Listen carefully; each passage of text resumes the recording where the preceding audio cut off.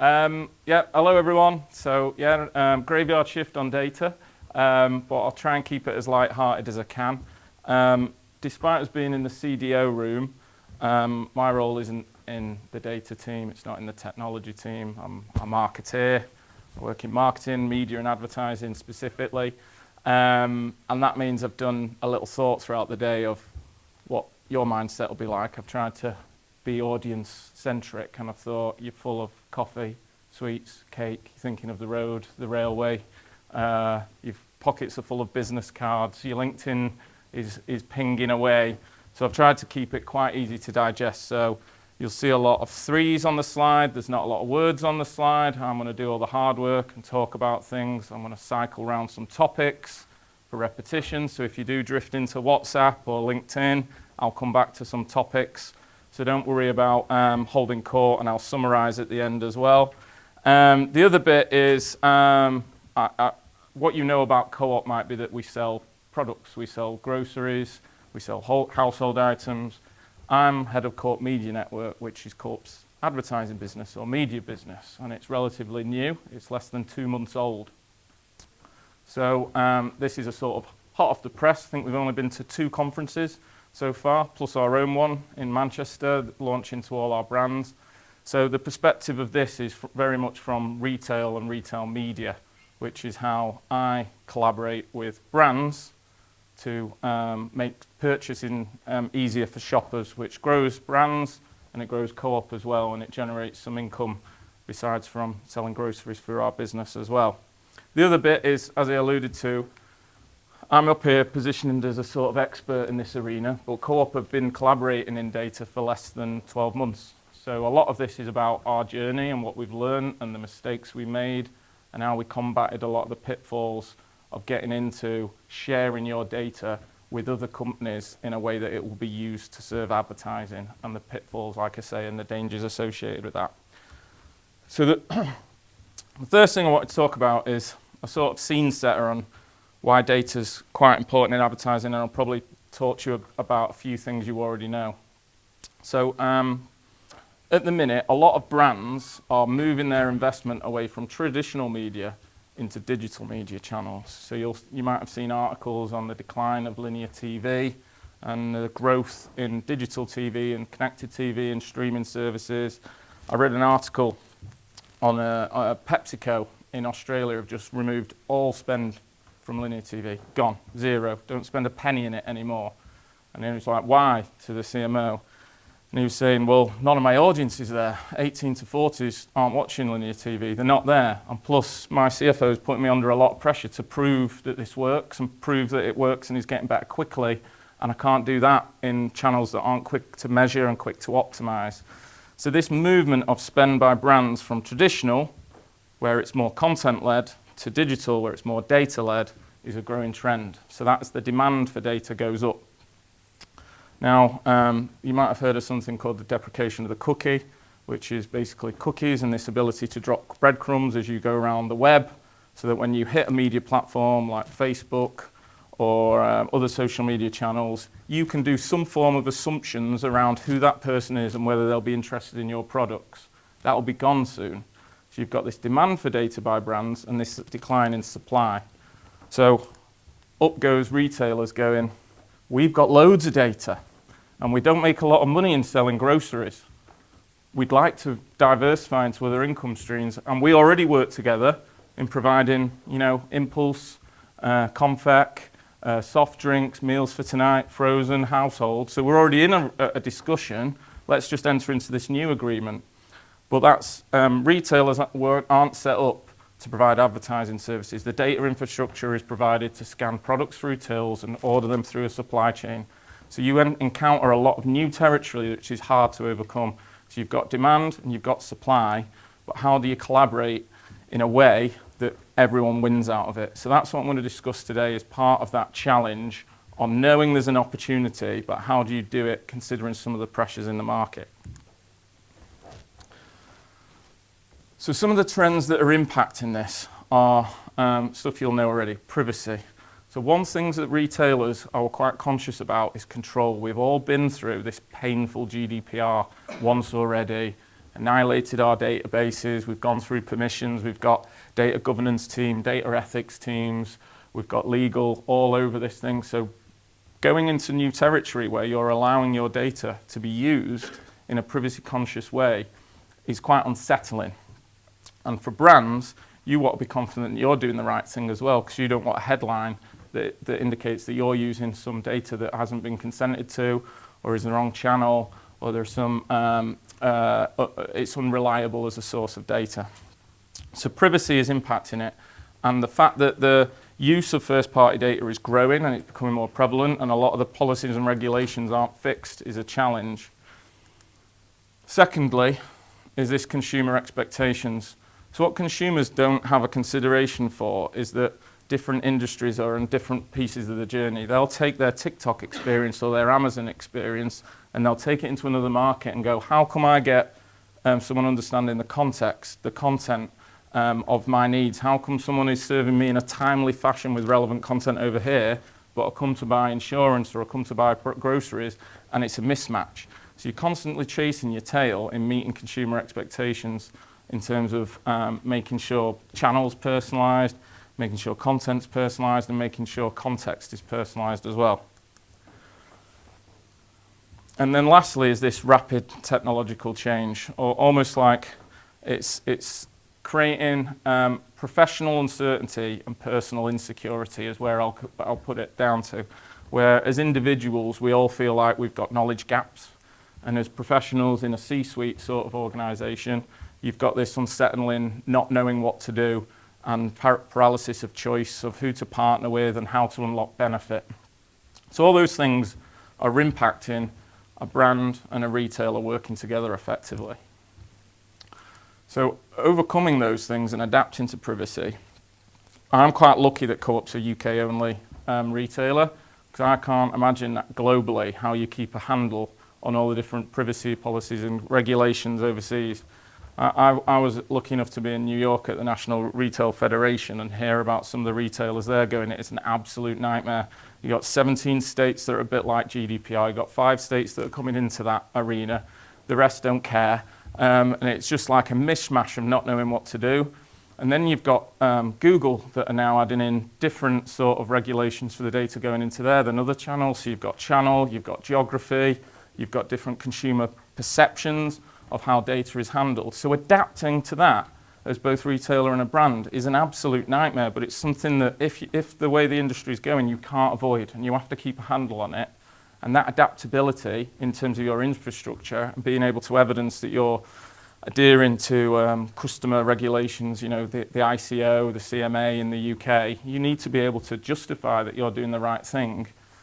And at Co-op, our members, our shoppers, our loyalty program are actually, if you go up high enough, they're the boss of the company.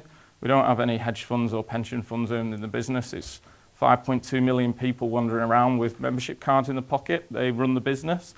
So one of the things we have in a data ethics forum is, would you stand up in front of members and tell them what you're doing with your data? That's our sort of acid test for what we do, and that's what we do before we do anything. So it's not a pure, can we get away with it, commercial decision, like some other global organisations is. We try and hold back. So you've got to have values and you've got to have controls in place. The other thing is this sort of meeting those personalisation expectations. So it's a little bit, the way the sort of comparison I make is to that sensation where you're trying to clear your inbox for that feeling of having your to-do list done and all your emails, and then 10 minutes later you get another 5 emails. That's what it's like to keep up with personalisation. Now, you'll never get there. You'll always be chasing another channel or another industry. There'll always be another thing to do. There'll always be a technological advancement that moves on a rival or the market in somewhere else. So you've got to get used to constantly never hitting that sort of, I've done it, I've nailed it. And that creates challenges with technology and investment and data. The other thing, like I had a partner that was a data platform partner that was in San Francisco recently. And they told me that in San Francisco, one city, in February, 1 month, there were 140 conferences on AI, dedicated to AI. 4 a day, every day, for a month, full of rooms much bigger than this, with all the seats taken. And you can imagine, why is that there? So one, there must be a lot of suppliers in the market saying that they can solve those problems and advance those. But on the other side, there are a lot of companies that feel like they have knowledge gaps and they have talent gaps, and there's a lot of uncertainty and insecurities about how to utilize technology to solve their problems. I've got LinkedIn inboxes full of them, for argument's sake, and that creates some challenges. I'm used to reading books. I used to read books every morning, books through. No one writes books on this anymore, because the moment you've finished it, it's out of date. That's why conferences are back up again, and articles and LinkedIn and webinars and podcasts and panels, because the moment you release anything that's on hard copy, it's out of date, because that's how fast things are moving now. You might get a book on how to create a culture of innovation, but the what will constantly change all the time. Now, zooming out back to data and media. So if you're a brand, the collaboration provides these sort of advantages. So broadly speaking, if you're a brand, you want to know these, be able to do or know these 4 things. You understand how you're doing in the market as a retailer from a channel, so online, offline, and potentially in your category as well. You want to understand how you're performing. Is it good? Is it bad? You want to understand how you can improve, where the opportunities are to grow trade, to grow sales. Thirdly, you want to be able to activate against those opportunities that are likely to be audience-based opportunities. Where do you under-index as an audience? And then you want to be able to know if that worked. And then you go back around this cycle again of how am I doing? How can I improve? How do I activate? How did that perform? And that cycle should evolve. When you partner with a retailer as a brand, you can do all those things if you collaborate on data. You've got analytics, you've got insight, and you've got it from a consumer level, not just from the till level.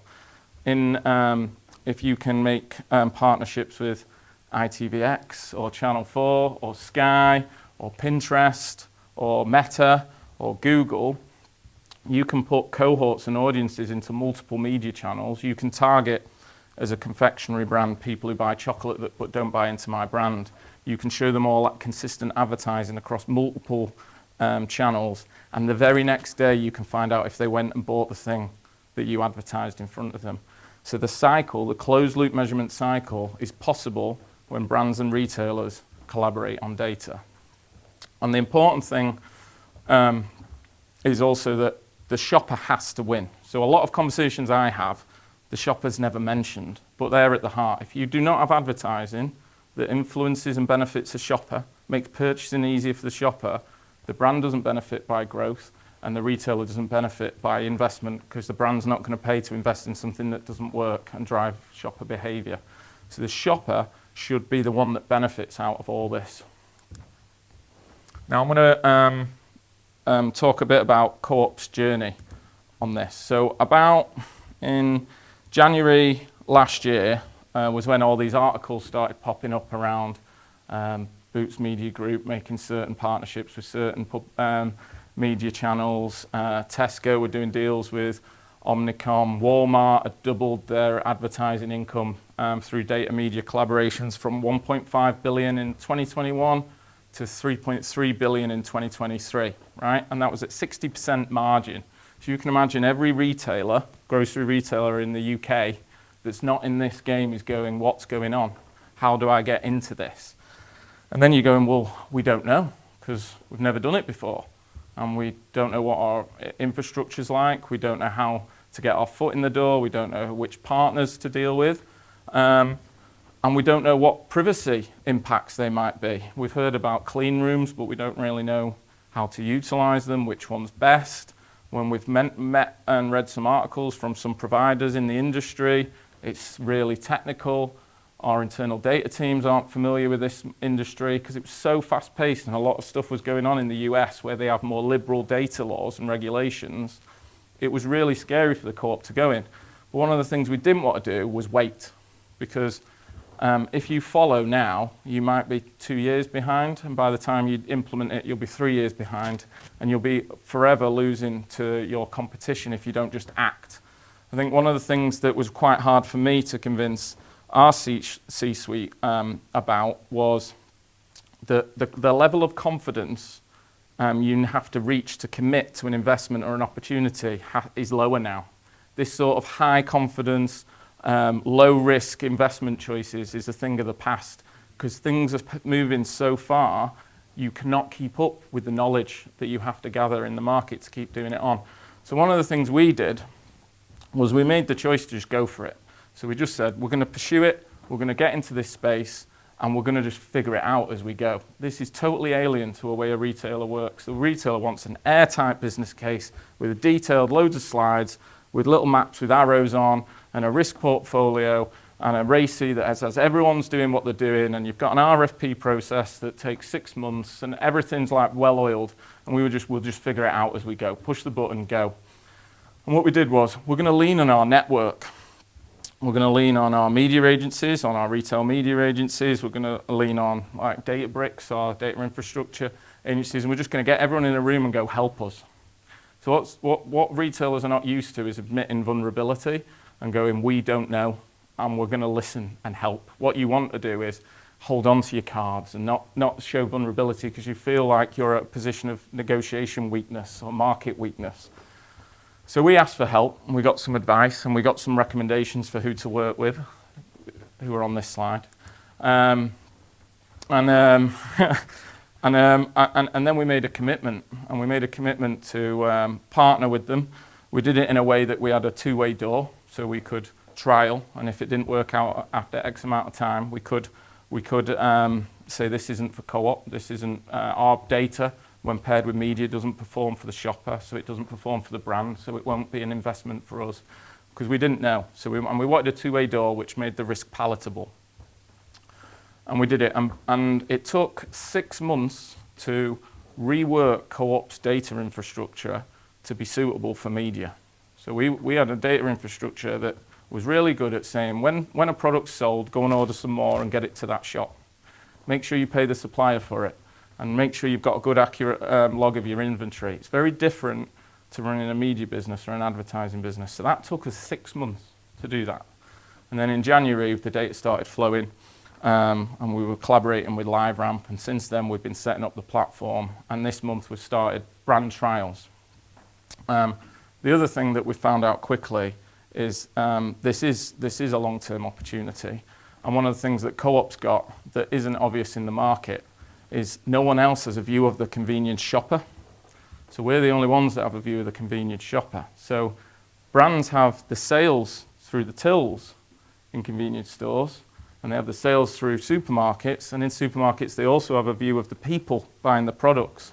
But in the convenience market, no one has a loyalty program that covers the whole geography of the UK. No one has the high frequency recency of data that Co-op has, because convenience shopping with a basket is very different to supermarket shopping with a trolley. Sometimes even the shoppers are entirely different. My household is one. I'm the convenience shopper. My wife is the trolley shopper. All right? And I get told off all the time for not telling her things I want in the trolley, and I'm spending more on convenience. So the difference is they're very complementary in a media sense. So we've had been approached by media agencies since we launched, saying our brands want the convenience view. They're not just bought as a multi-pack in a trolley. They're bought on food on the go or impulsively. You know, soft drinks, confec, meal for tonight. Co-op is number one in meals for tonight transactions in the UK, more than the supermarket. Because if you imagine that sort of what am I having for tea tonight, I've got nothing in, you go to the Co-op. That immediacy tends to be supermarkets, you're buying for a future date, not there and then in the evening. So by taking the gamble and going into the unknown and not waiting for knowledge to be perfect, we've managed to put ourselves in a position that we're in now that we might not have been in a year's time. So this is where we get to some pointers. So as a retailer, if you want to get into this game, the first thing you have to do is value. Increase your C-suite's perception of the value of your first-party data and invest in strengthening it. So this is what some of the big supermarkets in the UK realised about 18 months ago or 2 years ago. And what they did was they invested a lot into their loyalty program propositions. Because what does a good loyalty program have? High swipe rates, high data, high understanding, more data, more scale for brands and media agencies to utilise. To do that, the shopper has to win though. So you need good engaging propositions, you need rewards, you need benefits. So again, the shopper has to win. That is the heart of it all. The other thing is this privacy first approaches. So what you need to ensure that is you've got the adequate controls and protections from your data, because it is about to be moved around more, processed more, shared more, collaborated more. So you need clean room technology, for instance. The Co-op chose to buy rather than build in this area. We decided to trust the global market leader to protect and invest in that clean room data. So this buy versus build, one of the things that I'd say you do is you buy before you build, because if you're building, it's going to take a hell of a long time to activate against. Lastly, is this sort of immediacy between activation and learning. So what tended to happen, and I'll give an example in media, is you'd do an advertising campaign, you'd have it in TV and billboards, and then you'd wait 3 months for the econometrics pack to come through. And then you'd sit down in a room and go, that's interesting. And then you'd plan another campaign for the next 3 months, and you'd have about 2 points of learnings in a year. And what you need to do is tighten that up.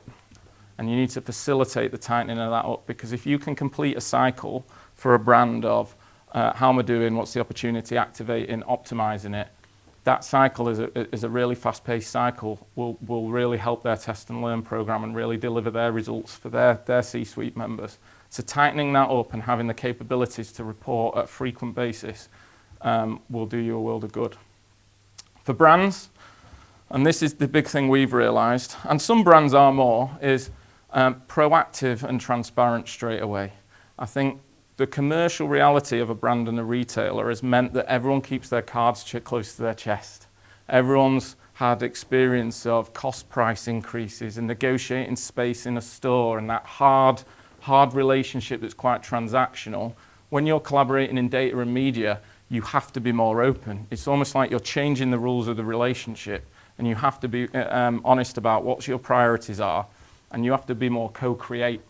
And it's less around throwing stuff over the fence and throwing it back over. It has to be a conversation. And that involves both people being honest about the retailer, about their data and the taxonomy and the quality of it and the scale of it, and the brand, what's important and where they want to go. The commercials need to be after everyone's clear on how the relationship can grow. Technology. So this is where, as a brand, and this is happening, is brands are leaning on partners as well. And if you can have a consistent partner between retailer and brand. So what you have now is you have technology, such as our partner, that lean in both sides. So they're going after the brands and saying, what do you want and what do you need to use? And the retailer in the same way. So historically, what you've had in the media industry, you've had platforms that are supply side, and you've had platforms that are demand side. So they're called SSPs and DSPs, and they talk to each other. What you're getting to now is you want the conversation to be the same. So in a data media collaboration sense, the technology providers are trying to serve both purposes.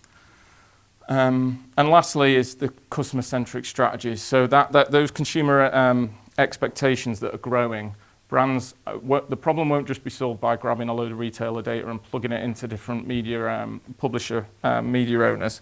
You've got to have a strategy behind it.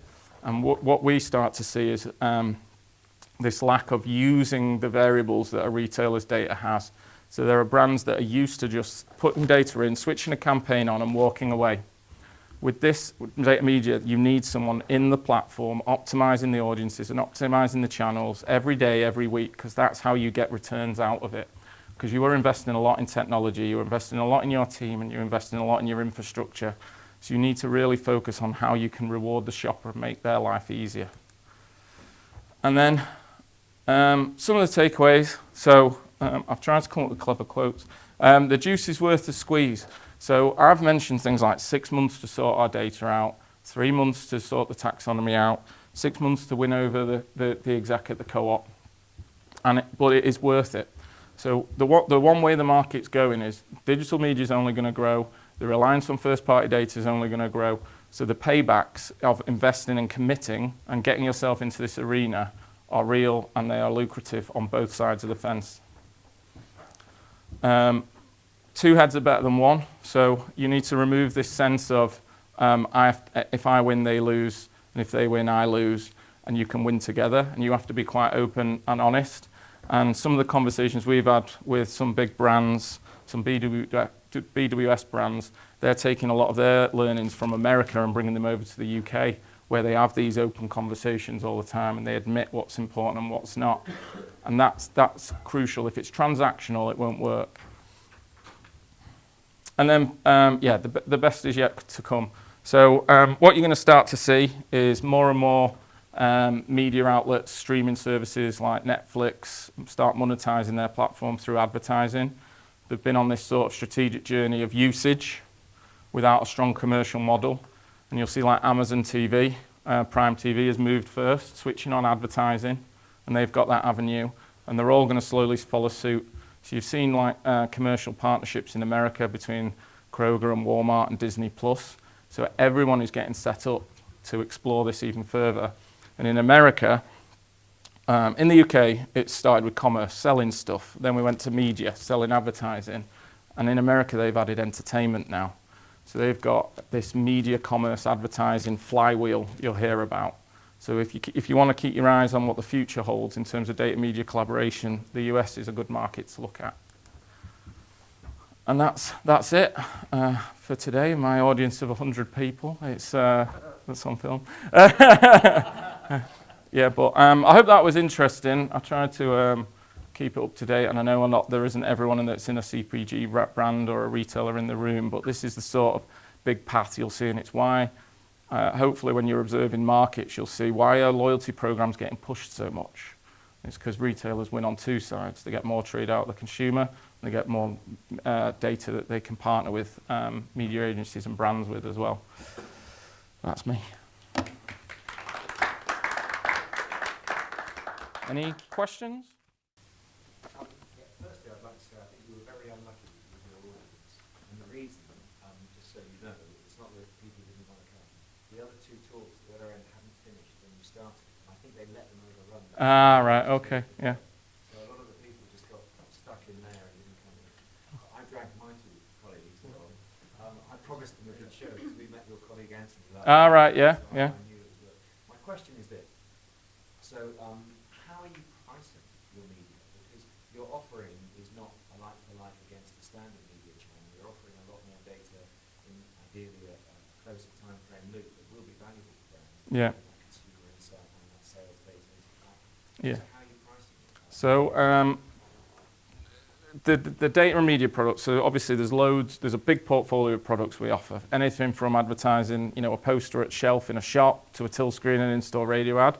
So in this arena, in data and media, we go with the market benchmark, which is usually on when a brand writes, say, a check for 100 grand, what ends up in the media is usually the price, as it were. So everything else goes to supporting the media and the platform and the retailer's margin.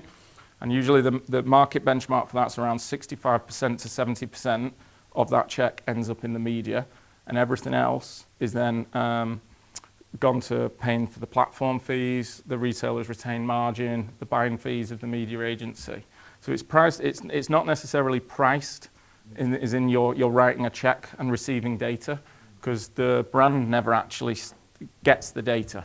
They get the opportunity to use the data, and that can be either through a managed service or a self-serve platform. So in a managed service environment, us as an agency will take the brand's investment, we'll tell them how much of it's going to go on the media, and the rest is then on the data. And the premise for the brand is, if I was just to put all that money straight into the media without the data, it's not going to perform as well as allowing Co-op to keep a bit of that money to cover its costs and through margin.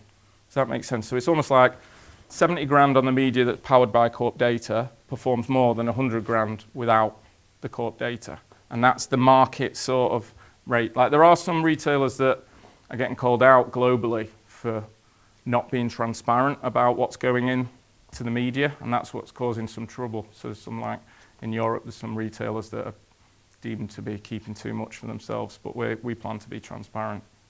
And in that example, the media is your media network, so screen and stores, or is it the broader media No, network? so there's a few channels. So if you hear the term on-site media, that usually is an e-commerce platform that we own.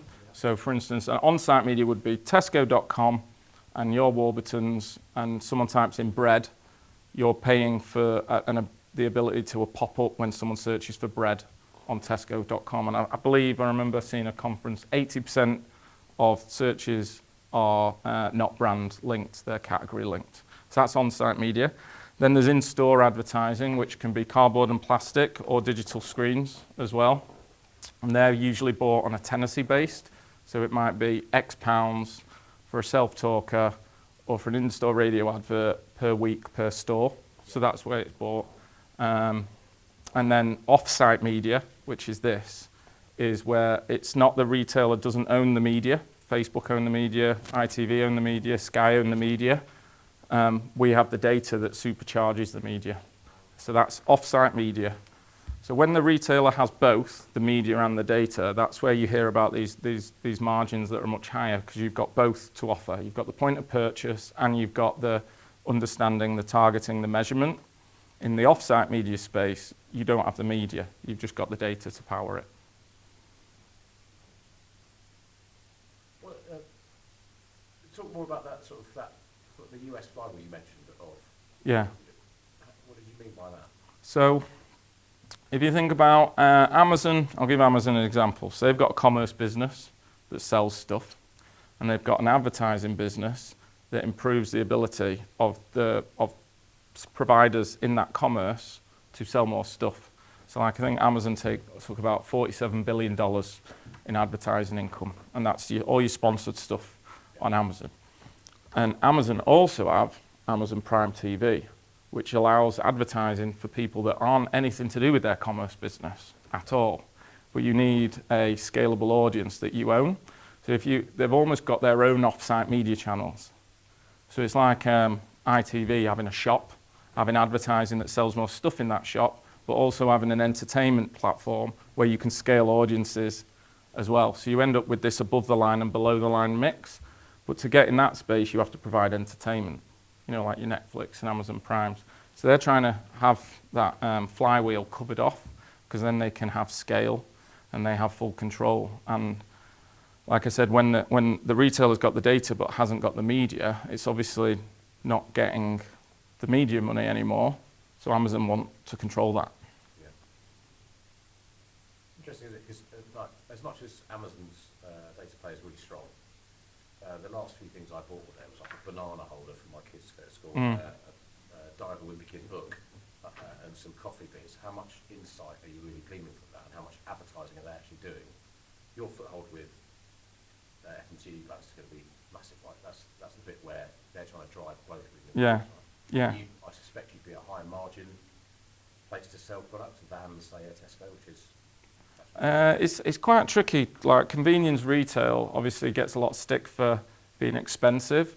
But if you imagine, we've got 2,500 stores in anything from university campuses. We're on islands. We're on a Scottish island where there's the only shop. I don't know how they get their helicopter. We're in every single postal code area. We're in city centres at the bottom of apartment buildings. So you imagine, and you haven't got loads of back space, loads of fridge space. So deliveries have got to be frequent, and you've got little small trucks that you've got to get around everywhere. So logistically, it's really costly running convenience shops. And you've also got less space, so you have to be more considerate around what products you have. And that means you're making margin sacrifices, because you can't have 6 packet crumpets and 9 packet crumpets. You've got to pick one, so you're going to lose out on some stuff there. So there isn't like, I think 12 out of 12 billion pounds worth of sales last year, Corp's profit was around 100 million, like razor thin. And it's not going to any pension or hedge funds, or it's not in the stock market. It just gets ploughed back into the business or to the members.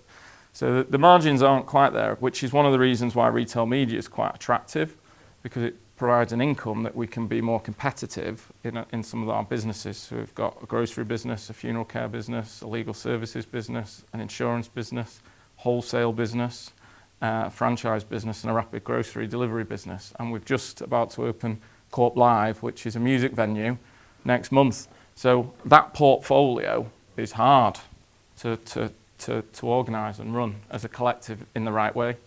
Does your media network put on all of those? No, it's food predominantly, but we are, the festivals and Co-op Live provide quite a good USP, because one of the audiences, and they're called the untouchables, is basically anyone born after 1980 is predominantly in the streaming world. They're not in a linear TV world, so they're hard to reach at scale.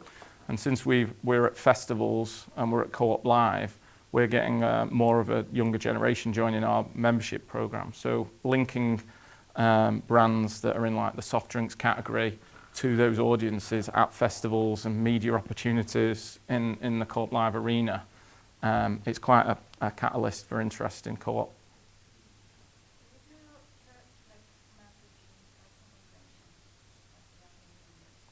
Yeah, so there's two types you can target. So you can target based on store. So you're still using consumer data to target by store. So say you're a chocolate brand, you might be going out of Co-op's 2,500 stores. Where am I under indexing, or where should I be doing better? And that might be an area to invest in terms of point of sale material in store, radio adverts. So personalizing by store doesn't tend to happen. You might do some creative variant tests and things like that. But if you're going to target based on like our CRM channels or within our app, that's where you can use dynamic content and be more personalized. So for instance, in our app, brands can target members with a pop-up offer, and they can choose to change that offer depending on cohort. They can change the look and feel of it depending on the cohort of member, and they can optimize it in the future. So.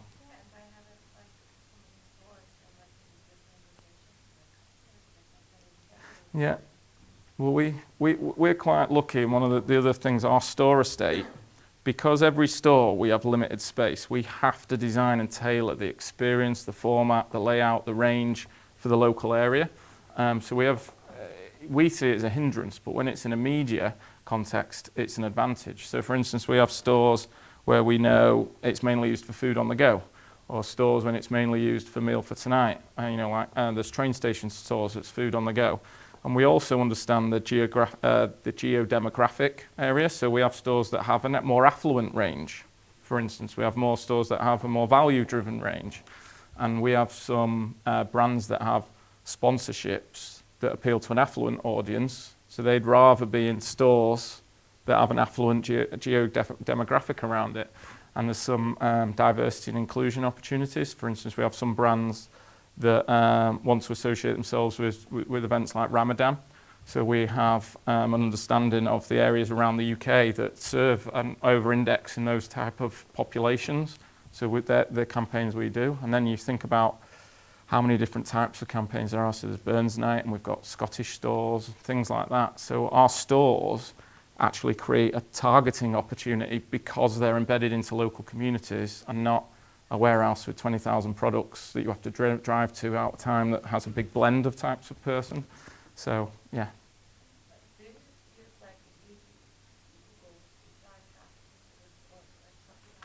So there's two things here. So Co-op has its own advertising budget that we spend to drive more trade to Co-op, and then we have brands budget that we. Yeah. So, and when we want to make sure our brand's money is driving the most return it can be, because that's how we benefit as a media owner. And the tricky thing on that as a retailer is the sort of promise a retailer makes to a brand is, we care about your brand sales in our stores. As a media owner, it's we care about your brand sales full stop. So like if you're an ITV, do you care if Kit Kat's bought in a Tesco or a Sainsbury's? You shouldn't. It's just growing those brand sales. One of the things we have to get comfortable with is conveniences tends to be a secondary market, but it's high frequency. So you might walk into a Co-op shop and see an advert for, say, Peroni, and not buy it, but put it on your list for your big shop. And we've proven that we have a halo impact because people are in and out of our stores all the time. So we can generate quite a big uplift in terms of market using Circana data. And that doesn't work the other way around. Sorry, guys, we're going to have to call it there. So there is a drink reception outside. If you No worries. double round. I'm happy to catch up after for anyone. Well, No worries.